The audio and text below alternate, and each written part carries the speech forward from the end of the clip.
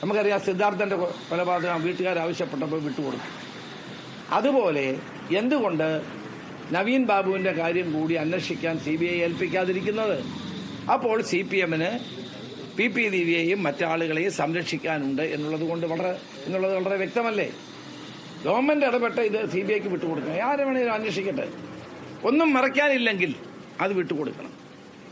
ആ കുടുംബത്തോടൊപ്പമാണ് തങ്ങൾ എന്ന് പറഞ്ഞ പാർട്ടി സെക്രട്ടറിയുടെ ഭാര്യയാണ് PP ദിവ്യയെ പോയി സ്വീകരിക്കുന്നത്.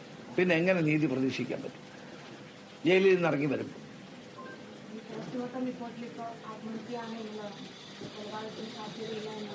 അതെ, ഇതൊക്കെ ഈ വീട്ടുകാർ ചെല്ലുന്നതിന് മുമ്പാണ് അവരെന്നോട് പറഞ്ഞ ഇൻക്വസ്റ്റ് തയ്യാറാക്കുന്നത്.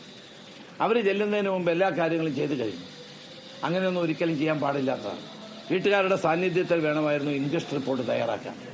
അപ്പൊ ദുരൂഹത വീട്ടുകാർ ആരോപിക്കുന്ന സാഹചര്യത്തിൽ ഗവൺമെന്റിന് ചെയ്യാൻ കഴിയുന്നത് CBIക്ക് വിട്ടുകൊടുക്കുക.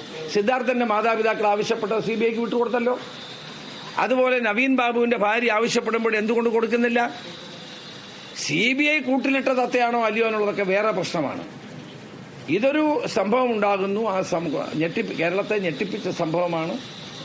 ADM-നെ പോലെ ഉന്നതനായ ഒരു ഉദ്യോഗസ്ഥന്റെ മരണമുണ്ടാകുന്നു, അല്ലെങ്കിൽ കൊലപാതകം ഉണ്ടാകും, എന്തുവാകട്ടെ.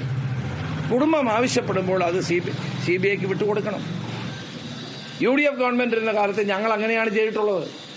ഇപ്പോഴും ഈ ഗവൺമെന്റ് ഒരു ഡസനിലേറെ കേസുകൾ അത് ചെയ്തിട്ടുണ്ട്. അതുകൊണ്ട് നവീൻ ബാബുവിന്റെ കേസ് CBIക്ക് വിട്ടുകൊടുക്കണം. അവരന്വേഷിക്കട്ടെ, സത്യം കണ്ടുപിടിക്കട്ടെ. കേരള പോലീസ് നീതി കൊടുക്കുമെന്ന് ഒരു പ്രതീക്ഷയും നമുക്കുമില്ല, ആ കുടുംബത്തിനുമില്ല.